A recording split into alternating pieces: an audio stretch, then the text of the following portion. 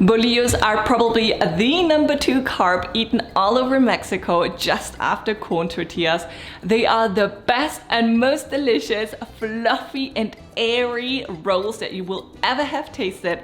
And today I'm gonna show you how to make them. Before we get into the whole process, I need to explain that successful bread baking is all about exact measurements of ingredients and following the recipe to a T. I highly encourage you to get a digital scale for any kind of bread baking. I will link my favorite in the description, but really any digital scale works. If for whatever reason you cannot get one because the zombies or some weird virus are going around outside, then this is how you correctly measure flour. Make sure you use imperial cups. Some cups are metric, which are 250 milliliters in volume. Some are imperial, 236 milliliters in volume, and some won't even state what they are, so don't use them. Lightly spoon your all-purpose flour into your imperial cup and don't tap the cup on the surface. Keep it in the air so the flour doesn't condense in the cup. Once you've filled it all, use a flat spatula or the back of a large knife and move the flour into the sides and scrape off any excess until the flour is completely level with the edge. This is the correct way to weigh flour, and despite following the exact instructions, I get anywhere from 100 to 125 grams in 1 cup. Always different. That's why a scale is so important when bread baking. You need 500 grams of flour, so that's about 4 cups, but maybe a little more. By using a digital scale, you also save on dishes because you can simply put your stand mixes bowl right on the scale, adjust it to 0, and then add the flour right from the bag or container you store it in until you reach exactly 500 grams. Now it's time to add active dry yeast. You want to add 8 grams, which is what most packets contain. Some brands put 7 grams yeast into a packet. That works too. No need to open another. 7 to 8 grams is what you need. If you have a large container with active dry yeast, then use your scale or add 2 teaspoons. Now make a little well into your flour in the bowl and add the yeast, 8 grams of salt and 8 grams of sugar. Most digital scales have a little bit of a delay when measuring, so wait a couple of seconds before adding more. For those of you unable to get a scale, add 1.5 teaspoons of salt and 1¾ teaspoons of sugar. If you're not sure if your yeast is expired or your faucet's water too chlorine rich, which makes the activation of the yeast impossible, proof your yeast. I will show you at the end of the video how you can proof yeast. My yeast is super fresh and has been stored in the refrigerator, so I know it's fine and I don't need to proof it. Now get some hot water. You want it to be 110 Fahrenheit hot exactly.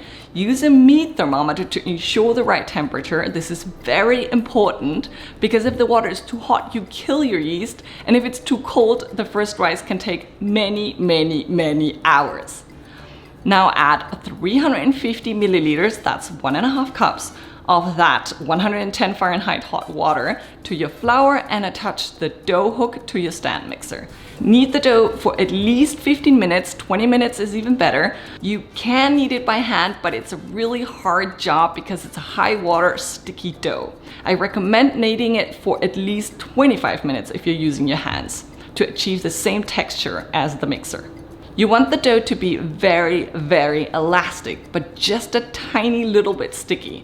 You should be able to mold it in your dry hands without too much sticking to your fingers. Pull the dough away from the sides and the bottom of the bowl and try to form a ball as good as possible. Once you've formed a ball, put it back in the bowl and cover it with a kitchen towel. Now let it rise until doubled in size. This can take anywhere from 25 to 50 minutes depending on the humidity and temperature in your kitchen. Once the dough doubled in size, flour your clean work surface and pour the dough onto the surface. Now flour the top of the dough as well and start folding the dough, turning it, then folding it again about 3 to 4 times. Form a ball again and then let it rest for 10 minutes. Then repeat the folding process one more time and let it rest again for 10 minutes. After the second 10-minute rest time, use a knife or a dough scraper to cut the ball in half and then in half again and in half again to make 8 equal big pieces. Take one piece and roll it while applying more pressure on the sides. Use your fingertips to form the little pointy ends of the bolillo. Roll and form using one or both hands until you achieve the perfect bolillo form. Then continue with the other 7 pieces. Place the 8 bolillos onto a parchment paper lined baking sheet. Make an incision on the top of each bolillo with a sharp knife or a serrated knife or a cutter, and then spray the bolillos with a spray bottle or use a brush to lightly wet them. Put a clean kitchen towel on top and let the dough rise a second time, now for approximately 30 to 40 minutes. Immediately preheat the oven to 450 degrees Fahrenheit because you want it preheating for a long time to ensure it's really hot. And add a baking sheet in there so you can pour some water in later. After the second rise, they should look like this. Mist your risen bolillos one last time with water and then add a cup of water to your hot baking sheet already in the oven. Be really careful. Then place the bolillos in the 450 degrees preheated oven for 15 minutes or until slightly golden. You want the water in there to create steam, that's why we add it. Remove the bolillos from the oven and let them rest for at least 10 minutes. I know you're dying to eat one hot right out of the oven, but if you break one right away, the steam doesn't redistribute and it becomes all doughy in the center. Let it cool down at least a tiny little bit so it becomes an airy and light bolillo. If you have a wire rack, let them cool on the wire rack instead of the baking sheet. Now break one and eat it just like that, warm and delicious, or add some butter to it, that's what I like to do, or make some molletes. For that, all you have to do is cut a bolillo in half, mash up some black beans in a small bowl with a fork, add the mashed black beans to the bolillo, sprinkle with grated cheese, and then place under the broiler for a couple of minutes so the cheese can melt. While the mollete is under the broiler, you can quickly prep a delicious Pico de Gallo. All you need is about 2 tablespoons of chopped onion, half to 1 chopped jalapeno pepper, 1 chopped tomato, a handful of chopped cilantro, the juice of half a lime, and a bit of sea salt. That's it. Mix it all together and serve on top of the molletes. And here, as promised, the quick tutorial on how to proof dry active yeast. It's really easy. Add the amount of yeast your recipe calls for into the amount of water your recipe calls for. Make sure the water is 110 degrees Fahrenheit. This is important. Then add the salt and sugar your recipe calls for, and that's it. Now all you have to do is wait 10 minutes to see if the yeast revives. Within 10 minutes, it should start bubbling up and become foamy like this.